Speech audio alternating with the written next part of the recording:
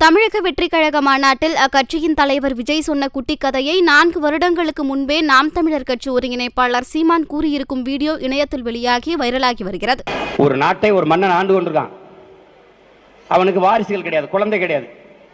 அவனுக்கு பின்னாடி நாட்டை ஆள்வது யார் என்ற சந்தேகம் அவனுக்கு வருது.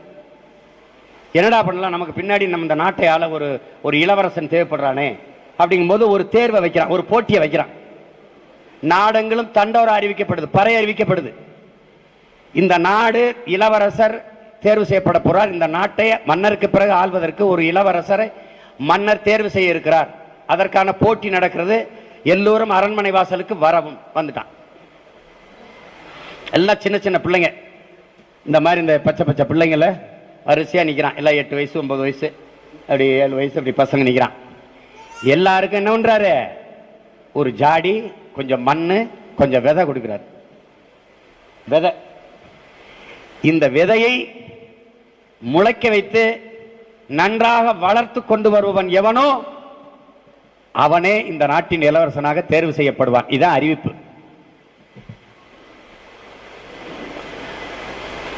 எல்லாரும் வாங்கிட்டு போயிட்டான். அதுல ஒரு ஓலை குடிசையில ஒடுங்கி அடங்கி வாழ்கிற ஒரு ஏழை தாயின் எளிய மகன் ஒருவன் வரான்.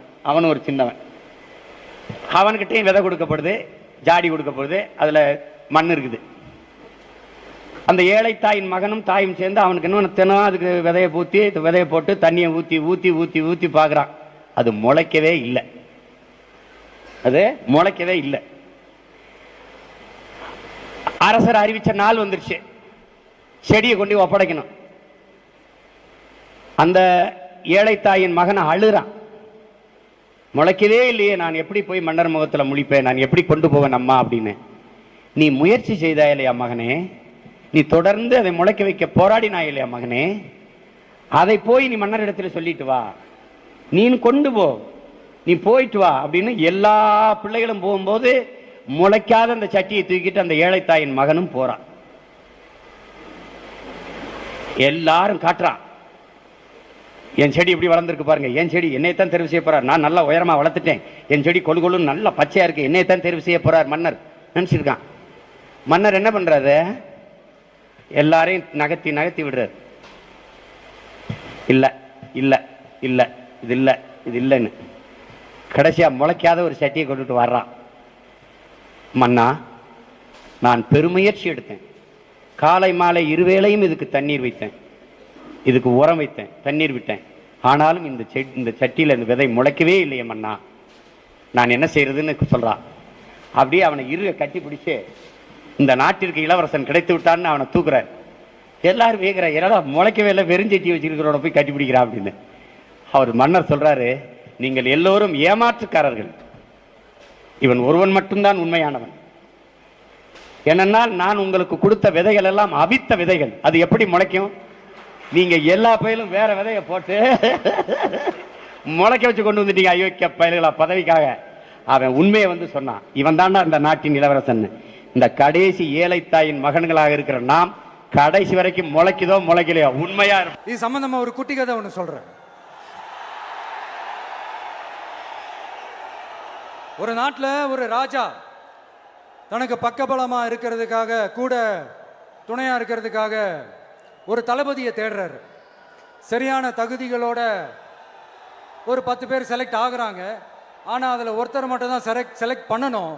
அதனால் அந்த ராஜா என்ன பண்ணுறாருன்னா ஒரு டெஸ்ட் வைக்கிறார். அந்த 10 பேர் கையிலையும் விதை நெல்லை கொடுத்து இதை நல்லா வளர்த்து கொண்டு வாங்க, ஒரு 3 மாதம் கழிச்சு வாங்கன்னு சொல்லி அனுப்பி வச்சிடுறாரு. 3 மாதம் கழிச்சு வரும்போது அதில் ஒருத்தர் ஆள் உயரத்துக்கு வளர்த்துருந்தாரு, ஒருத்தர் தோல் உயரத்துக்கு வளர்த்துருந்தாரு. அதில் ஒரு 9 பேரும் நல்லா வளர்த்து கொண்டு வந்திருந்தாங்க. ஒருத்தர் மட்டும் வெறும் தொட்டியோடவே வந்தார். என்னன்னு கேட்டதுக்கு, நானும் தண்ணி ஊற்றி ஊற்றி பார்க்குறேன், உரம் வச்சு வச்சு பார்க்குறேன், வளரவே மாட்டேங்குது ராஜா, என்ன பண்ணுறதுன்னு தெரியலன்னு சொன்னதுக்கு ராஜா அவரை கட்டி அணைச்சிக்கிட்டு, இனிமே நீதான் என்னுடைய தளபதி, எல்லா அதிகாரமும் உனக்கு தான் சொன்னார். ஏன்னா அந்த 10 பேர் கையிலையும் ராஜா கொடுத்தது அவித்த விதை நெல், அது முளைக்கவே முளைக்காது. அந்த 9 திருட்டு பயலும் என்ன பண்ணியிருக்காங்கன்னா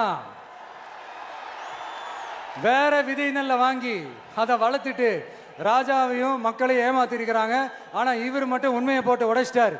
அதனால ஒரு நாட்டுக்கு திறமை எந்த அளவுக்கு முக்கியமோ அந்த அளவுக்கு உண்மையும் நேர்மையும் முக்கியம். இப்போ நீங்க எல்லாரும் தான் அந்த ராஜா. நீங்க தேர்ந்தெடுக்க போற அந்த தளபதி.